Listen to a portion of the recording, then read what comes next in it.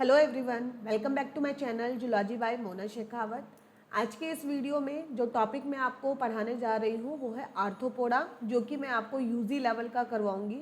इससे पहले मैंने आपको आर्थ्रोपोडा से पहले के जो भी फाइलम है एनेलिडा तक के, उनको मैंने डिटेल में विथ क्लास मैंने उनको एक्सप्लेन किया है। अगर अभी तक आपने उन वीडियोज़ को नहीं देखा है तो मैं डिस्क्रिप्शन बॉक्स में उसका लिंक दे दूँगी, आप उनको जाके देख सकते हैं।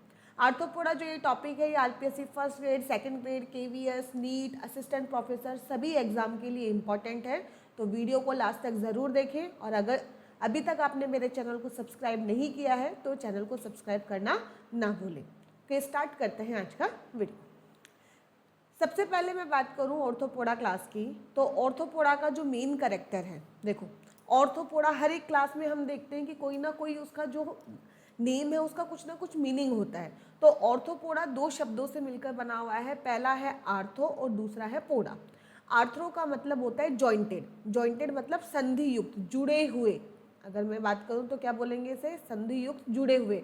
और अपेंडेजेस मतलब उपांग, मतलब ये वो फाइलम है, यह वह संघ है जिसकी जंतु का एक स्पेशल कैरेक्टर होता है, एक स्पेशल लक्षण होता है कि उनमें संधि युक्त उपांग देखने को मिलते हैं। जैसे कि आपको ये देखो, ये वाला, ये चीज़ें जहाँ पर आपको ये दिख रहा है पॉइंटर, वहाँ पर आपको दिख रहा होगा। जॉइंटेड उपांग का मतलब, जैसे ये मैंने कहा ये स्पाइडर है, ये उसकी बॉडी सेगमेंट है और यहाँ से ऐसे निकला हुआ है, तो हम ऐसे देखो, ऐसे इसके टुकड़ों में ड्रॉ करते हैं, ऐसे छोटे छोटे से टुकड़े होते हैं, मतलब ऐसे जुड़े हुए से आपको पैर दिखाई देते हैं, जिसे हम क्या बोलते हैं, संधि युक्त उपांग।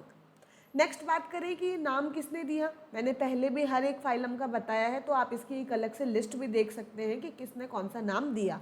तो वॉन सी बोल्ड जो साइंटिस्ट है उसने ऑर्थोपोडा नाम दिया था। बात करें ऑर्थोपोडा के लिए कुछ इंपॉर्टेंट चीज़ें जो सीधा क्वेश्चन बन के कई बार आ जाती है, कि अगर मैं बात करूं सबसे बड़ा फाइलम जो है वो कौन सा है इस अर्थ पे, तो आप बोलोगे ऑर्थोपोडा जो फाइलम है वो सबसे बड़ा है, इसके मेंबर सबसे ज़्यादा डाइवर्स है, इतनी ज़्यादा है कि इसकी अभी तक कुछ स्पीसीज़ को तो हम अभी तक डिस्कवर भी नहीं कर पाए, उनका डिस्कवरी होनी अभी बाकी है। बात करें सबसे बड़ी क्लास कौन सी है, तो सबसे बड़ी क्लास है इंसेक्टा।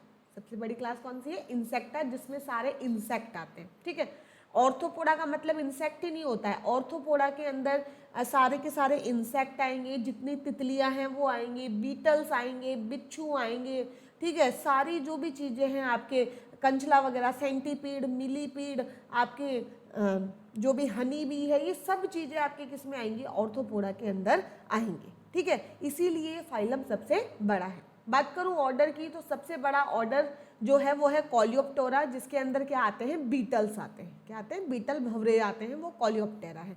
तो ये कुछ चीज़ें आपको ध्यान में रखनी है। ये चीज़ें कई बार क्या नाम हमें याद नहीं होता, एक दो बार हम इसको लिंक बना के कहीं से करते हैं तो हमें याद रह जाता है, तो आपको ऐसे ध्यान में रखना है। नेक्स्ट कुछ इंपॉर्टेंट चीज़ें मैंने लिखी है, जैसे मैंने कहा स्पाइडर भी किस में आता है, ऑर्थोपोडा में। तो स्पाइडर की जो स्टडी है, उसका जो अध्ययन करते हैं उसे हम बोलते हैं एरेक्नोलॉजी, क्योंकि इसकी जो क्लास होती है वो होती है एरेक्निडा, जो कि आगे हम क्लास में डिस्कस करेंगे। तो एरेक्नोलॉजी अगर मैं बात करूँ तो क्या कहा जाएगा, study of spider. Next entomology, जो कि पूछा भी जाता है कई बार कि इंसेक्ट की स्टडी को क्या बोलते हैं, तो हम बात करते हैं एंटमोलॉजी, जिसके अंदर एमएससी भी होती है अलग से, आपको इसका आइडिया होगा। इसी तरीके से मैंने कहा हनी बी भी इसी का मेंबर है, और हनी बी का जो हम उसको रियर करते हैं, उसको पालते हैं, इसे हम बोलते हैं एपीकल्चर। कल्चर का मतलब वही इसकी रियरिंग करना अपने बेनिफिट के लिए। और अगर सिल्क वर्म को हम रियर करते हैं तो इसे हम बोलते हैं सेरीकल्चर। ये बातें आपको ध्यान में रखनी है। नेक्स्ट देखो, ये जो डायग्राम है उसमें मैंने लिख रखा है 3 बेसिक कैरेक्टर ऑर्थोपोडा के कौन से हैं, कि इंसेक्ट और उनके जो रिश्तेदार हैं जो कि ऑर्थोपोडा में रखे जाते हैं, उनके बेसिक कैरेक्टर कौन से हैं। तो पहला बेसिक कैरेक्टर जो सबको ध्यान में रखना है कि इनके अंदर संधि युक्त उपांग पाए जाते हैं, जॉइंटेड अपेंडेजेस देखने को मिलते हैं। दूसरा, इनकी जो बॉडी होती है वो खंडित होती है, सेगमेंटेड बॉडी हमें देखने को मिलती है। नेक्स्ट, सेगमेंटेड बॉडी मतलब शरीर है वो सिर, धड़ और उदर में बटा हुआ रहता है, हेड, थोरैक्स और एब्डोमेन में डिवाइडेड रहता है। और नेक्स्ट क्या है, इनका जो स्केलेटन है वो एक्सटर्नल स्केलेटन है, वो रहता है भाई कंकाल इसके अंदर होता है जो कि मिलकर बना होता है काइटिन से। तो ये कुछ बातें हैं जो आपको ध्यान में रखनी है। इसीलिए चींटे वगैरह जो आप देखते हो उनका ब्लैक ब्लैक तो दिखते हैं, लेकिन उनमें एक अलग सी चमक भी होती है। वो चमक क्यों? क्योंकि जो एक्सोस्केलेटन है उनकी बाहर की जो कवरिंग है वो किससे मिलकर बनी हुई है? काइटिन से मिलकर बनी हुई है। और काइटिन एक पॉलीसेकेराइड है जिसके अंदर नाइट्रोजन होता है। इसके अंदर क्या होता है? नाइट्रोजन। तो ये कुछ बेसिक बातें मैंने ऑर्थोपोडा से रिलेटेड आपको यहाँ पे बताई। सब चीज़ें आपको ध्यान में रखनी है, नोट करते हुए चलना है। इनको ऐसे नहीं कि आप सुनो नहीं, सिर्फ आप इनको देखते हो और फिर बाद में पढ़ते नहीं हो, ऐसा आपको नहीं करना है। नेक्स्ट मैं बात करती हूँ कैरेक्टर्स की। तो कैरेक्टर्स की मैं बात करूँ तो पहला जो कैरेक्टर है ये जलीय और स्थलीय दोनों प्रकार के होते हैं। मतलब ये एक्वेटिक भी होते हैं और ये टेरेस्ट्रियल भी होते हैं। ये टेरेस्ट्रियल थल के ऊपर रहने वाले भी होते हैं। जलीय में मैंने लिखा कि ये स्वच्छ जल में भी रहते हैं, मतलब फ्रेश वाटर में भी रहते हैं, और समुद्रीय पानी में भी ये मिलते हैं। मतलब ये बहुत ज़्यादा कॉस्मोपॉलिटियन है, हर जगह हमें देखने को मिलेंगे। नेक्स्ट ये बेसिस ऑफ क्लासिफिकेशन में मैसे कि इनकी सिमेट्री कैसी होती है? बाइलेटरल। आई थिंक अब मुझे इनको समझाने की ज़रूरत नहीं होगी क्योंकि प्रीवियस हर एक वीडियो में मैंने इनको डिटेल में एक्सप्लेन किया है। बेसिस ऑफ क्लासिफिकेशन में इन्हें डिटेल में बताया गया है, वो वीडियो आप देख सकते हैं। नेक्स्ट ट्रिप्लोब्लास्टिक 3 लेयर होती है। ऑर्गन सिस्टम बन गया, बॉडी में ट्यूब विद इन ट्यूब, मतलब कंप्लीट डाइजेस्टिव सिस्टम मिलेगा, mouth to anus. Next coelom annelida में स्टार्ट हो गई थी और मैंने कहा था एनिलिडा ऑर्थोपोडा मोलस्का में कैसी सिलोम होगी? साइजोसिलोमेट, जो कि एम्ब्रियोनिक मीजोडर्म के विपाटन स्प्लिटिंग से बनती है। क्योंकि ब्लास्टोपोर से पहले मुंह बनता है इसलिए हम इसे किस में रखते हैं? प्रोटोस्टोमिएट कैटेगरी में रखते हैं। और इनकी बॉडी कैसी होती है? सेगमेंटेड। तो ये सारे ही कमेंट आपको ध्यान में रखनी है। साइजोसिलोमेट और प्रोटोस्टोमिएट से कई बार क्वेश्चन आ जाता है, तो इन दो को आपको थोड़ा ध्यान से देखना है। बॉडी इसकी 2 या 3 भागों में बटी हुई रहती है, ठीक है। अगर 3 भाग हैं तो कौन से होंगे? हेड, थोरैक्स और एब्डोमेन, ठीक है। सिर, वक्ष या धड़, और क्या हो जाएगा? उदर। लेकिन कुछ जंतुओं में हम देखते हैं कि जो हेड और थोरैक्स है वो आपस में जुड़ जाता है। जैसे मैं बात करूँ प्रॉन की बात करूँ या स्पाइडर वगैरह की बात प्रॉन की बात करूँ, तो हेड और थोरैक्स आपस में जुड़ जाता है। और जब हेड और थोरैक्स आपस में जुड़ जाता है, समेकित हो जाता है, तो इसे हम बोलते हैं सिफेलोथोरैक्स।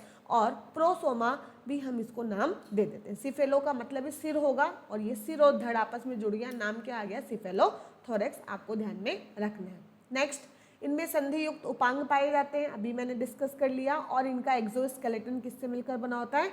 काइटिन। और काइटिन क्या है? नाइट्रोजन युक्त पॉलीसेकेराइड। नाइट्रोजन युक्त पॉलीसेकेराइड कार्बोहाइड्रेट है एक तरीके का, ठीक है। और इसी की वजह से इसको खाया जाता है, क्योंकि काइटिन है इसीलिए इंसेक्टिवोरस प्लांट है वो इनको खाते हैं। नेक्स्ट हम बात करते हैं आगे।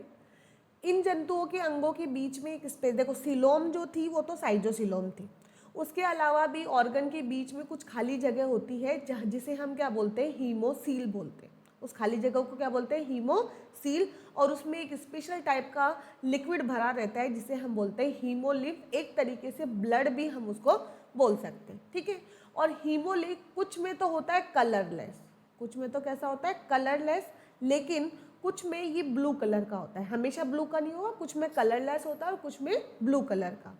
अगर ये ब्लू कलर का है तो वो ब्लू कलर इसलिए है क्योंकि हीमोलिम्फ में एक श्वसन वर्णक रेस्पिरेटरी पिगमेंट यहाँ मिलता है जिसका नाम है हीमोसाइनिन। आपको ध्यान में रखना है क्योंकि इनके हीमोलिम्फ में हीमोसाइनिन नाम का श्वसन वर्णक पाया जाता है जिसके अंदर कॉपर होता है। क्या होता है? कॉपर। और इस वजह से कलर कैसा आ जाता है? ब्लू कलर वहाँ हमें देखने को मिलता है। तो इनका खून किस रंग का हो गया?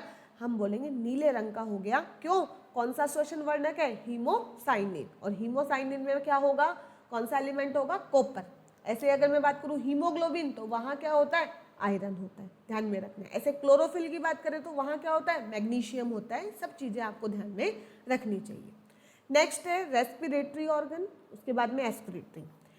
आप ये बात बहुत अच्छे से ध्यान में रखना अपने दिमाग में। कोई भी बायोलॉजी का एग्जाम हो, यहाँ पे चाहे सेकंड ग्रेड हो, चाहे फर्स्ट ग्रेड हो, चाहे पीजीटी का कोई भी एग्जाम हो, ऑर्थोपोडा और मोलस्का के जो रेस्पिरेटरी और एक्सक्रीटरी ऑर्गन है वहाँ से क्वेश्चन बहुत ज़्यादा पूछे जाते हैं, तो इसको बहुत अच्छी से रट्टा मार लेना कि इनके अंदर श्वसन किससे होता है और उत्सर्जन किससे होता है। तो पहली बात तो रेस्पिरेशन का टाइप कैसा होगा, एरोबिक। एरोबिक का मतलब वायवीय श्वसन इनमें होगा, इनमें ऑक्सीजन की जरूरत होगी श्वसन करने के लिए। अब देखो रेस्पिरेटरी ऑर्गन इनके आवास के हिसाब से है कि अगर ऑर्थोपोडा का जंतु स्थलीय है, ठीक है, जमीन पे रहने वाला है, तो क्या तो उनमें पाए जाते हैं ट्रैकिया या उनके अंदर पाए जाते हैं बुक लंग्स। ध्यान में रखना है ट्रैकिया किस में पाए जाते हैं, इंसेक्ट में। अच्छे से याद कर लेना कि कीटों में श्वसन किससे होता है, ट्रैकिया के थ्रू, ठीक है, ट्यूब जैसी स्ट्रक्चर होती है जिससे आगे से आगे वो बढ़ता चला जाता है। और अगर मैं बात करूं बिच्छू की, स्कॉर्पियन की, तो उनके अंदर क्या पाए जाते हैं, बुक लंग्स। बुक लंग्स नाम इसलिए दे दिया क्योंकि किताब के पन्नों की जैसे वो हमें वहाँ पे दिखाई देते हैं। बात करें एक्वेटिक है अगर ऑर्थोपोडा का मेंबर, तो वहाँ पर क्या तो गिल्स के थ्रू रेस्पिरेशन होगा या फिर बुक गिल्स के थ्रू रेस्पिरेशन होगा। तो गिल्स के थ्रू होगा प्रॉन में और बुक गिल्स के थ्रू किस में होगा, किंग क्रैब में। तो सीधी सी बात है कि रेस्पिरेशन के लिए कितनी चीज़ें पाई जा रही है, 4, ट्रैकिया, बुक लंग्स, गिल्स और बुक गिल्स। ध्यान रखना इंसेक्ट में होगा ट्रैकिया के थ्रू, स्कॉर्पियन में होगा बुक लंग्स के थ्रू, प्रॉन में होगा गिल्स के थ्रू और किंग क्रैब में होगा बुक गिल्स के थ्रू। ये अच्छे से आपको याद होना चाहिए। सीधी सी बात है भाई, जहाँ पानी होगा वहाँ गिल्स होंगे, पानी है तो वहाँ क्या होगा, गिल्स। नेक्स्ट में बात करूँ सर्कुलेटरी सिस्टम कैसा होता है, ओपन। ध्यान रखना, कैसे ध्यान रखना, क्योंकि पिछली क्लास में एनेलिडा में हमने पढ़ा था क्लोज, और पहली बार सर्कुलेटरी सिस्टम भी किस में बना था, तो पहली बार सर्कुलेटरी सिस्टम भी आप बोलोगे मैडम एनेलिडा में बना। तो एनेलिडा में क्लोज है, साथ ही साथ जो कॉर्डेट्स आएंगे, हम जो आएंगे, उनमें भी कैसा होता है, क्लोज। लेकिन ऑर्थोपोडा मोलस्का इनमें कैसा होता है, ओपन। तो कंफ्यूज मत होना, सीधा ध्यान रखना ओपन होता है। यहाँ पर हीमो जो लिम्फ है वहाँ पर सीधा ब्लड को डाल दिया जाता है। नेक्स्ट है उत्सर्जी तंत्र। उत्सर्जी तंत्र में देखो, अगर मैं इंसेक्ट की बात करूं तो वहां पर क्या पाई जाएंगी, मालपीजियन ट्यूब्यूल्स। मालपीजियन साइंटिस्ट का नाम था, इसलिए उसने अपने नाम के आधार पर दिया। तो इंसेक्ट में है मालपीजियन ट्यूब्यूल। प्रॉन क्योंकि पानी में रहता है तो वहां पर क्या तो एंटीनरी ग्लैंड या उसी का दूसरा नाम है ग्रीन ग्लैंड, वो पाई जाती है। और स्कॉर्पियन की मैं बात करूं तो वहां पर कॉक्सल ग्लैंड हमें देखने को मिलती है। आपको ये सभी बातें ध्यान में रखनी है। तो रेस्पिरेटरी और एक्सक्रीटरी ये तो वेरी वेरी इंपॉर्टेंट आप यहाँ पे लगा लेना, ये बहुत ज़्यादा इम्पॉर्टेंट है, ये बहुत पूछे जाते हैं, ये मैंने आपको स्टार यहाँ पे लगा दिया। फिर मैं बात करूँ उत्सर्जी पदार्थ कौन सा होगा, कि मैडम उत्सर्जन के अंग तो आपने बता दिए, पदार्थ कौन सा होगा। तो बात करें अगर पानी ज़्यादा है, जो जलीय जीव होगा उसमें होगा अमोनिया, और जो स्थलीय होगा उसमें क्या होगा, यूरिक एसिड, क्योंकि अमोनिया के बनने के लिए पानी की आवश्यकता ज़्यादा होती है, जो एक्वेटिक ऑर्गेनिज्म को आसानी से मिल जाती है। नेक्स्ट बात करें नर्वस सिस्टम की, तो नर्वस सिस्टम यहाँ पे क्योंकि अब आगे बढ़ते जा रहे हैं हम इवोल्यूशन में, तो कहीं ना कहीं कॉम्प्लेक्सिटी हमें देखने को मिलेगी। एनेलिडा से ज़्यादा डेवलप होगा, नर्व रिंग देखने को मिलेगी, साथ ही जो नर्व कॉर्ड है वो कैसी होगी, डबल होगी, सॉलिड होगी और वेंट्रल होगी, कुछ एनेलिडा की जैसी ही। क्वेश्चन यहाँ से पूछा जा सकता है, नीट वाले बच्चे थोड़े ध्यान रखें। हेड आराम से हमें देखता है, सुस्पष्ट होता है, अच्छी cephalisation, high degree of cephalisation हमें देखने को मिलता है। सेंसरी ऑर्गन की मैं बात करूँ, संवेदी अंग की, तो क्या तो सरल आंखें मिलती है या संयुक्त आंखें मिलती है, सिंपल आई, कंपाउंड आई, या किसी किसी में दोनों ही होती है। साथ ही साथ इनमें एंटीना पाया जाता है जो कि इनको चीज़ों का ज्ञान करवाता है, जैसे चींटी वगैरह इन्हीं से सेंस करती है, ठीक है। संवेदी अंग उनका यही है। स्टेटोसिस्ट जो कि इनके अंदर बैलेंस बनाता है, संतुलन बनाने का काम करता है। एनल सीरी, तो ये बहुत सारी चीज़ें यहाँ पे देखने को मिलती है। नेक्स्ट, ये मोस्टली डायशियस होते हैं। डायशियस का मतलब मेल और फीमेल अलग अलग, मेल और फीमेल क्या होंगे, अलग अलग। फर्टिलाइजेशन इंटरनल होगा, लेकिन अगर एक्वेटिक है तो वहाँ कौन सा होगा, एक्सटर्नल, ध्यान में रखना है। गॉनेट्स मतलब जननांग, जननांग अपने जो भी सिक्रेशन है उनको डक्ट के अंदर डालता है, ध्यान रखना। यहाँ सेक्सुअल डायमॉर्फिज्म, लैंगिक द्विरूपता पाई जाती है, मतलब हम देखकर नर और मादा को पहचान सकते हैं, ये वाली चीज़। और ज़्यादातर mostly oviparous, not always, mostly, क्योंकि जो बिच्छू होता है वो विविपेरस होता है, ध्यान रखना। तो ये ज़्यादातर अंडे देते हैं, ठीक है। डेवलपमेंट क्या तो डायरेक्ट होगा या फिर इनडायरेक्ट, और इनडायरेक्ट बहुत ज़्यादा होता है, इसलिए यहाँ लार्वल फॉर्म सबसे ज़्यादा होती है, ठीक है। लार्वा क्या होते हैं सबसे ज़्यादा, जैसे क्रस्टेशिया क्लास के तो लार्वा हम अलग से ही पढ़ लेते हैं, ठीक है। नेक्स्ट ये कुछ मैंने यहाँ लिख रखा है कि जो ऑर्थोपोडा के जो एनिमल है वो टेरेस्ट्रियल इन्वायरमेंट के लिए ज़्यादा सूटेबल है, मोस्ट सक्सेसफुल इन्वेडर है, मतलब स्थलीय वातावरण में आसानी से वो रह पा रहे हैं। क्यों रह पा रहे हैं? बाकी इन्वर्टिब्रेट तो पानी में बहुत अच्छे से है, लेकिन ये टेरेस्ट्रियल पे भी अच्छे से है। क्यों? क्योंकि एक तो इनके ऊपर किसका आवरण पाया जाता है? क्यूटिकल का। दूसरा, चलने फिरने के लिए क्या पाए जाते हैं? उपांग पाए जाते हैं। और तीसरे, उड़ने के लिए क्या पाए जाते हैं? विंग पाए जाते हैं, जो कि इनको बाकी चीज़ों से अलग बनाता है। तो ये तीन जो करेक्टर है वो इनको मोस्ट सक्सेसफुल इन्वेडर बनाता है टेरेस्ट्रियल इन्वायरमेंट में। नेक्स्ट, इनमें लाइट को सेंस करने के लिए कि दिन है रात है, फोटो रिसेप्टर की फॉर्म में ओसिली या आई मिलती है। आई दो तरीके की होती है। अगर मैं बात करूँ बिच्छू वगैरह की, एरेक्निडा की बात करूँ तो सिंपल आई होती है, लेकिन अगर मैं इंसेक्ट की बात करूँ तो वहाँ कंपाउंड आई, संयुक्त आई हमें देखने को मिलती है। कंपाउंड आई में भी अगर वहाँ पर व्रंत है, बाहर की तरफ निकली हुई है, जैसे कई बार आप कार्टून में नहीं देखते कि आँख है वो ऐसे बाहर निकली हुई रहती है ऐसे, ठीक है। तो अगर ऐसी है, जैसे प्रोन वगैरह में आप देखते हो, तो उसे बोलेंगे स्टॉल्क। और अगर वहाँ पर स्टॉल्क नहीं है, अंदर की तरफ धसी हुई है, बिना किसी स्टॉल्क के है, तो उसे बोलेंगे विदाउट स्टॉल्क, जो कि इंसेक्ट में हमें देखने को मिलती है। मतलब आंखें ऐसे उभरी हुई दिखाई दे, वो स्टॉल्क आंखें कहलाएगी, जो कि क्रस्टेशिया में हमें देखने को मिलती है। क्रस्टेशिया नाम याद आते ही आपको प्रोन ध्यान में रखना है। एरेक्निडा नाम याद आते हैं आपको स्पाइडर और स्कॉर्पियन याद रखना है। इंसेक्ट तो आपको पता ही है, जितने भी है हनी बी वगैरह, आपके चींटी वगैरह, सब इंसेक्ट के अंदर आएंगे। नेक्स्ट, यहाँ से भी क्वेश्चन आता है कि कंपाउंड आई की स्ट्रक्चरल और फंक्शनल यूनिट क्या है, मतलब कंपाउंड आई किससे मिलकर बनी हुई है? तो ओमेटीडिया। ये आपको ध्यान में रखना है कि कंपाउंड आई की स्ट्रक्चरल और फंक्शनल यूनिट क्या है? ओमेटीडिया। तो आप ये ऑर्थोपोडा के जितने भी कमेंट थे वो अभी हमने डिस्कस किए। को पहले एक बार यहाँ तक वीडियो को स्टॉप करके दोबारा से जो भी आपने पढ़ा है उसको रिकॉल करो। रेस्पिरेटरी एक्सक्रीटरी ऑर्गन बहुत अच्छे से याद करो, कौन सा रेस्पिरेटरी ऑर्गन था, बेसिस ऑफ क्लासिफिकेशन में से कौन कौन से कमेंट हमने देखे, यूनिक करेक्टर कौन कौन से हैं, वो सब चीज़ आप अच्छे से देखो, और उसके बाद में हम इसका क्लासिफिकेशन देखेंगे, ठीक है।